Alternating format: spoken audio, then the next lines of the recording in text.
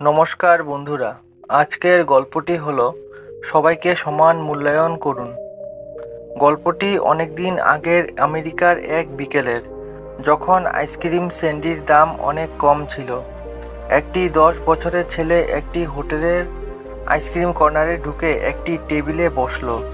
একজন ওয়েটার তার কাছে অর্ডার নিতে আসলো। ছেলেটি তার কাছে জানতে চাইলো, একটি আইসক্রিম স্যান্ডির দাম কত?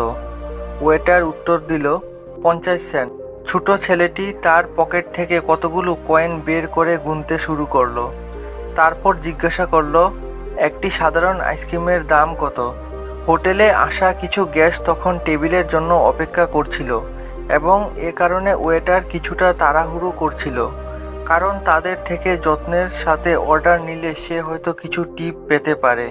সে বিরক্তি স্বরে বলল, 35 সেন্ট। ছোট ছেলেটি আবার কয়েনগুলো গুনে নিল এবং বলল, আমি সাধারণ আইসক্রিম নেব।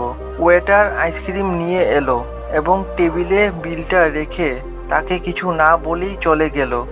ছেলেটি আইসক্রিমটি খেয়ে ক্যাশিয়ারকে টাকা দিয়ে চলে গেল।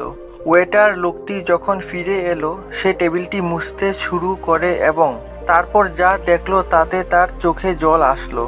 সেখানে খালি প্লেটের পাশে সুন্দরভাবে রাখা ছিল 15 সেন্ট, তার টিপ। গল্পের শিক্ষা: কাউকে উপরের রূপ দেখে অবহেলা করা উচিত নয়। আজকের জন্য এই পর্যন্ত। ধন্যবাদ।